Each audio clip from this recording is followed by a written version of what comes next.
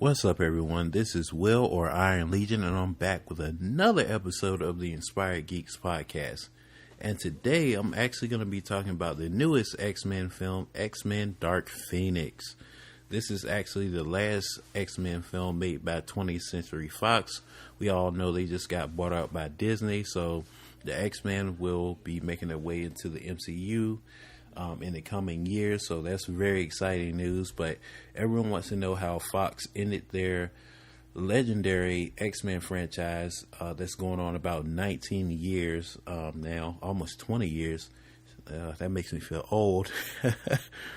But yeah, this is the final film by Fox, and everyone wants to know, did they do justice this time with the Dark Phoenix saga, and did they end the X-Men franchise in a positive way? And unfortunately, I would have to say that Dark Phoenix is a letdown. It's not as bad as X-Men 3 The Last Stand and that portrayal of the Dark Phoenix saga, nor is it the worst X-Men film. I think X-Men Origins Wolverine is still the worst X-Men film, followed by The Last Stand. But yeah, this movie let me down big time. And I say this as a big X-Men fan. Like, I grew up with the classic 90s X-Men cartoon show that introduced me to the characters. Then I started reading the comics. And then I started to get more into the themes that the comics and cartoons talked about. You know, the comics were created during the Civil Rights Movement, so Professor X and Magneto were allegories for Dr. King and Malcolm X, so I always thought that was interesting, and I just love the overall themes and characters in X-Men. So, big fan here. And I love the movies too, the Bryan Singer movies, X-Men 1 and X2 United. X2 is probably still my favorite X-Men movie, followed by Logan, and then Days of Future Past. Alright, I got all that out of the way. Now, back to Dark Phoenix. Now, as you all know, Dark Phoenix is actually a sequel following the cast from X-Men First Class. So, we got James McAvoy, Sophie Turner, Michael Fassbender, all of them returning this time, and they all do a great job. Oh, Jennifer Lawrence as Mystique. They all come back and do a great job with what they're given here. The story picks up in the early 90s. The X-Men are now, accepted in society. They're somewhat of celebrities now. People are looking up to them as like famous people. So there's no hatred or division between them and humanity during this film. It's kind of what Professor X always dreamed of. So the story kicks off when NASA sends some astronauts to space, and they come across a solar flare and need rescuing. So they call the X-Men. They go into space. Jean Grey, Sophie Turner, she comes in contact with this solar flare, which ends up being the Phoenix Force. And after that, she starts to change and become a darker version of herself, and things about her past and what Professor X did to her as a child to help her comes to light, causing some division between the X-Men. And that's basically the plot of the movie. I don't want to spoil it, but you'll see if you decide to see the movie. I don't want to spoil it, and I'm slightly just disappointed with this movie. This was just a letdown. I mean, like I said, the cast all do a great job with what they're giving here, but it's just not enough. The plot is very thin.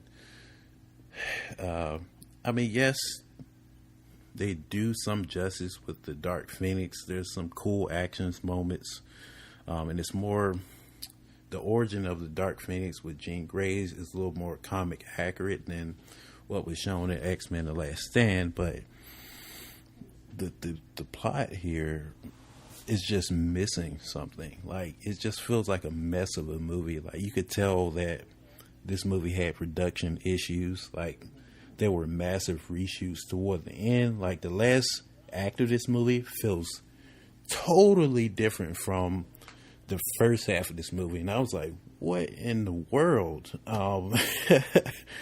So, I mean, it's cool. It's not boring. Like, some of the reviews are really harsh on this movie, saying it's boring, it's the worst X-Men movie ever. And I totally disagree. It's not the worst. If I had to rate it right now, I would give it a 6 out of 10. There's some enjoyment to be found here, but it could be so much better because the cast is all talented. They just have a great material here. The Phoenix saga in the comics is really, really great. And it sucks that no film has really captured the awesomeness of the comic for whatever reason that may be. There is a big death in this movie of one of the major X-Men characters. And it's spoiled in the trailers here. I won't spoil it here in case you may not be aware, but it's sort of a big character and the audience is supposed to care, but we don't. Like, the death just comes as like, oh, that person's dead. And, how are we gonna, how are we supposed to care when they treat the character death like, man,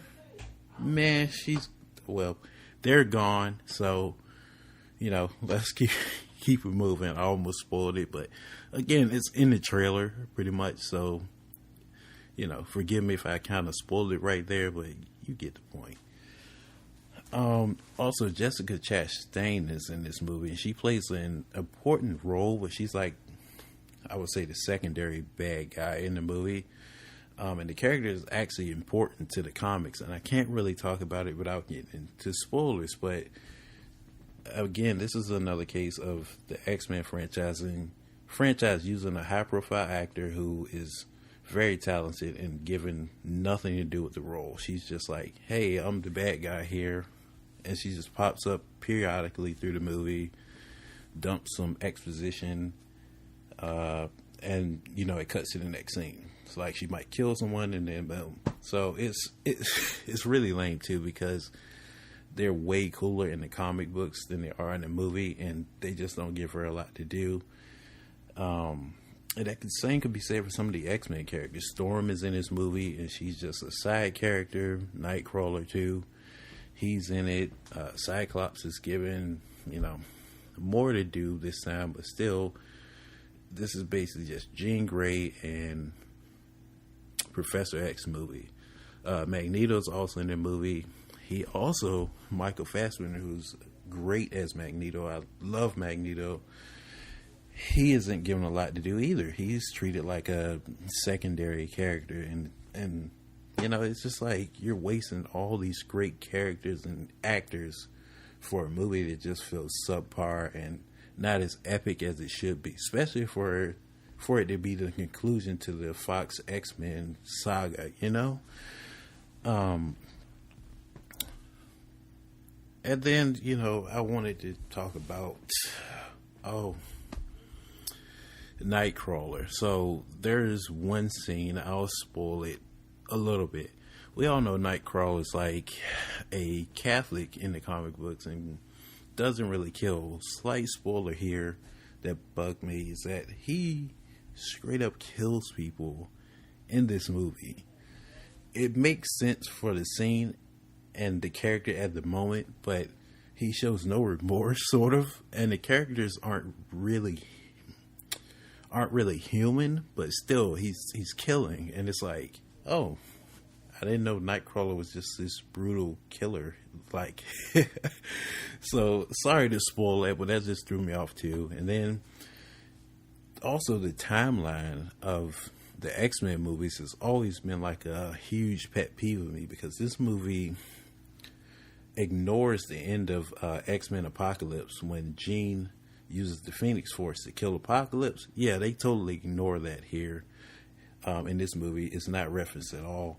And then there's just other things that I can't talk about because it's spoilers, but it's like, so what timeline does this movie take place in? Because it's totally different from the comics. It doesn't line up with the original Bryan Singer movies at all, X-Men 1 or 2. I know Days of Future Past sort of reset the timeline, and some things happened and some things didn't. But this is still, very confusing stuff. Like, what the heck, Fox? Really? I'm really glad that they're just going to reboot this when it goes over to Marvel and Disney. But grief, it's just like, what are you guys doing with the X-Men timeline in these movies? It's so confusing. It's just so weird. But yeah, I mean, like I said, the positives here is that the acting is all well done. There's some cool-ish action things here. The plot is very weak, So, I mean, that's fun to be had, but I would definitely recommend seeing this at a matinee or wait until it hits Netflix. It's really a letdown. The ending is a letdown. I don't know what Fox was doing with this. They just wanted to get this movie out of here. You could tell this movie had production issues. Because, like I said, it just feels like two different movies mashed together. Some of the cast is, you could tell it's like, okay, I'm just here to collect the paycheck, Sorry, guys. That's my opinion on it. I didn't want to get too much into spoilers in case some of you do want to see this movie. But yeah, until next time, if you feel like I deserve a like or subscription, I greatly appreciate it. And as always, if you'd love to be on the show at some point, you're a filmmaker, fan, like me, reach out, please. Lots of exciting things to come. Thank you guys so much for the support, and I will see you in the next episode.